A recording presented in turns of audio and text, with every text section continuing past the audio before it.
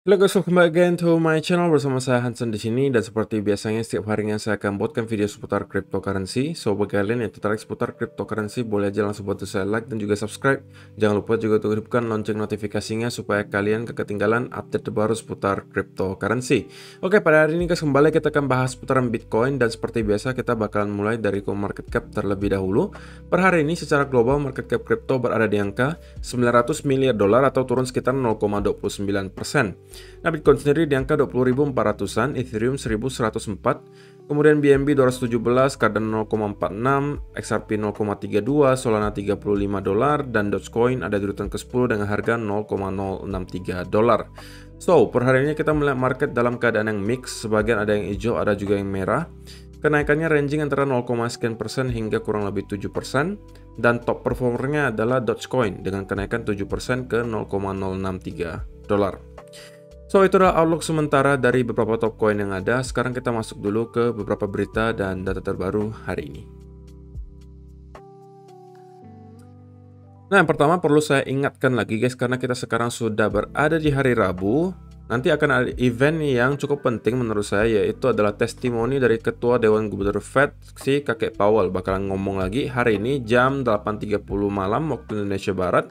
Sekaligus juga besok jam 9 malam waktu Indonesia Barat kita juga akan ngelihat kembali Kakek Powell akan ngomong.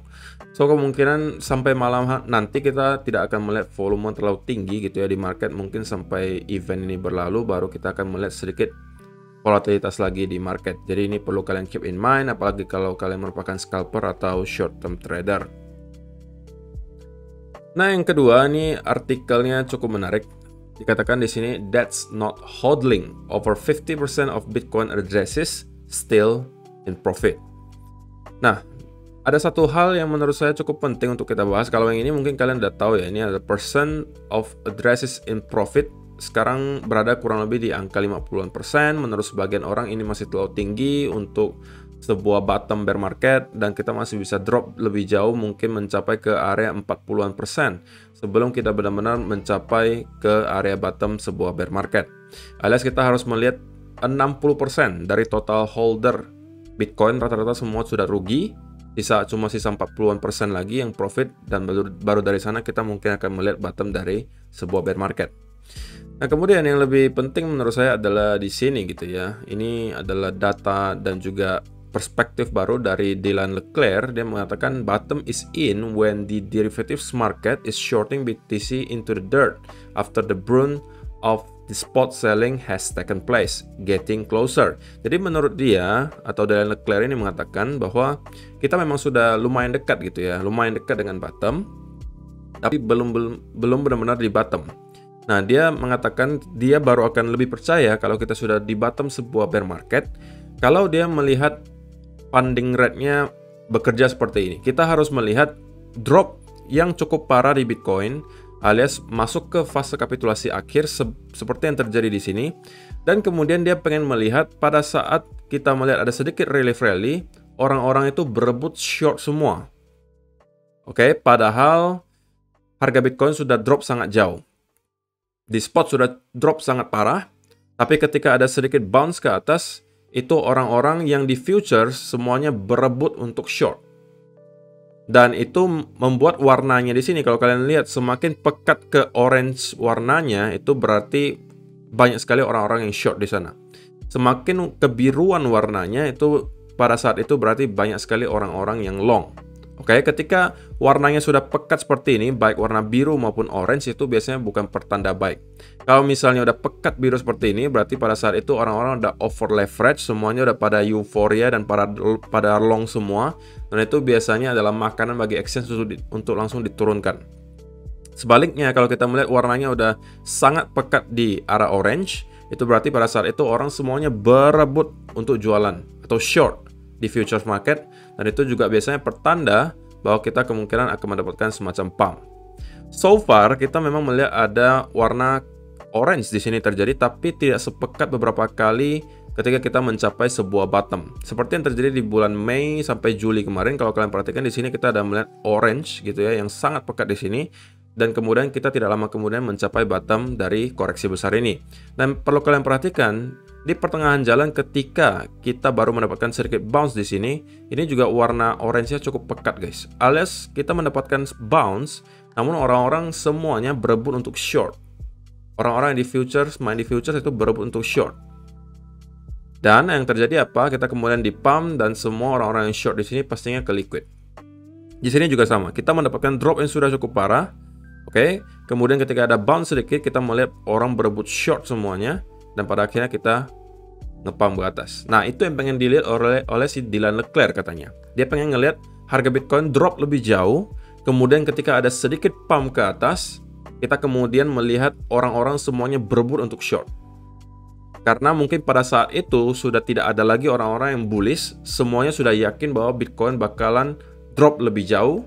Dan itulah biasanya saatnya kita sudah mencapai bottom sebuah koreksi besar atau bear market.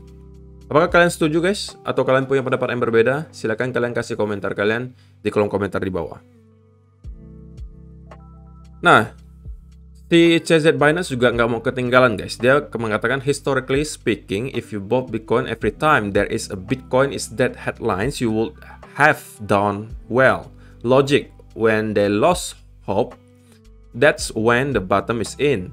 Not financial advice, not recommending this or any strategy for the future.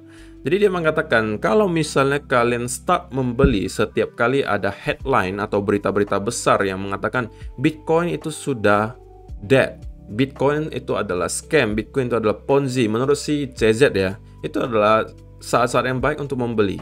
Dan harusnya kalian akan menghasilkan cuan yang lumayan hanya dengan melihat headline sebuah berita. Logikanya seperti apa? Ketika semua orang sudah lose hope atau kehilangan harapan, biasanya itulah bottomnya tercipta. Tapi katanya ya ini bukan financial advice gitu. Cuman saya agak aneh gitu kan, karena jarang-jarang kita ngeliat si CZ Binance ini membuat sebuah statement yang mengarah ke kapan saat yang baik untuk membeli gitu. Jarang-jarang gitu kan. Dan ini adalah gambaran besarnya gitu, kondisi di Bitcoin. Setiap kali Bitcoin drop cukup dalam, ya tentunya orang-orang teriak apa? Bitcoin is dead. Tapi ketika Bitcoin nge-pump, yang dibilang juga Bitcoin is a bubble. Jadi nggak pernah ada positifnya gitu. Bitcoin is bubble, Bitcoin is dead, Bitcoin bubble, Bitcoin is dead. Ya kayak gitu aja sampai cycle-cycle berikutnya gitu kan. Dan kita udah buktikan gitu ya di beberapa video sebelumnya, sudah ada sekitar 400-an kali di mana Bitcoin itu dinyatakan sebagai scam, Ponzi, dan lain sebagainya dari pertama kali dia dimunculkan sampai sekarang. Tapi pada kenyataannya sampai sekarang masih tetap bertahan di sekitaran area $20.000 per satu Bitcoinnya.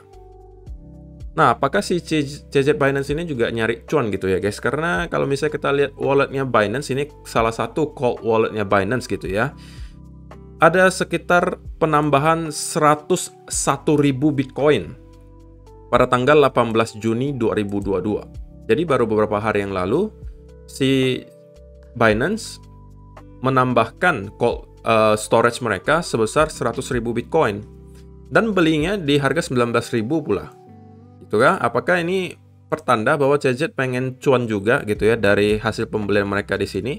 Jadi dikasih sedikit-sedikit gitu ya, teaser-teaser, dan kasih arahan gitu kepada para pengikutnya untuk kapan membeli, seakan-akan ini udah saat yang tepat untuk membeli gitu kan.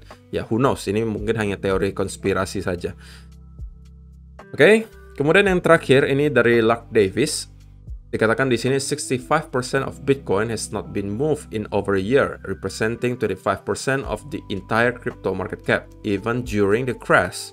Meaning it is the hands of hodlers. Jadi ini juga adalah update ya dari 1 year plus hodl wave. Kalian mungkin udah pernah lihat ini di channel saya. Udah beberapa kali kita bahas bahwa sampai sekarang memang kita melihat ada sedikit penurunan dari segi 1 plus year hodl wave. Alias ada sebagian kecil investor jangka panjang yang juga udah mulai ketar-ketir gitu guys ya, dan juga udah mulai start jualan. Tapi itu masih belum mengubah fakta bahwa sampai sekarang kita masih melihat hodl wave di atas 1 tahun, atau jumlah Bitcoin yang di hold selama lebih dari setahun itu masih berada di area all time high, alias masih kurang lebih di sekitaran area 65%, walaupun kita ada mendapatkan sedikit drop di sini. Oke. Dan kalau kita lihat secara historisnya, biasanya kalau kita melihat hodl wave-nya itu terus-menerus naik seperti ini, kita biasanya akan mencapai sebuah bottom. Oke, pertanyaannya hanya kapan saja, gitu kan? Seperti yang terjadi di sini. Oke, kita mencapai bottom di sini, kemudian di sini juga sama, kita mencapai bottom ketika kita membentuk all time high yang baru. Kali ini kita juga membentuk all time high yang baru, tapi apakah kita sudah mencapai bottom? Who knows, gitu ya. Tapi ya tentunya untuk sekarang 80% sampai 85% orang mungkin masih yakin bahwa kita tidak mencapai bottom sekarang dan baru akan mencapai bottom di kurang lebih area 12.000 sampai 10.000 dolar. Oke. So, itu adalah beberapa data dan berita hari ini yang pengen saya sampaikan untuk kalian. Sekarang kita masuk dulu ke chartnya Bitcoin dan saya pengen mulai dari 4-hour chart. Oke, di 4-hour chart kita bisa melihat bahwa kemarin saya sampaikan guys, ada satu 1 hour aja deh biar lebih jelas ya. Bahwa kita melihat Bitcoin masih terus pelan tapi pasti merangkak ke atas gitu ya. Walaupun kita tidak sempat menyentuh sampai ke upper trend line-nya, tapi ini mendekati banget guys, sudah dekat banget. Oke, dan kita kemudian breakdown dari trend line di sini, which is bukan hal yang baik untuk dilihat gitu ya.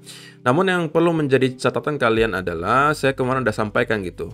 Kalau misalnya kita pengen melihat Bitcoin kembali drop dan membentuk satu wave lagi ke bawah, maka yang pengen saya lihat adalah Bitcoin mampu drop di bawah 20.000, kemudian konsolidasi di bawah area tersebut. Nah, kalau ini yang terjadi, maka probabilitas bahwa kita akan kembali minimal untuk retest area lower low di sini itu cukup tinggi menurut saya.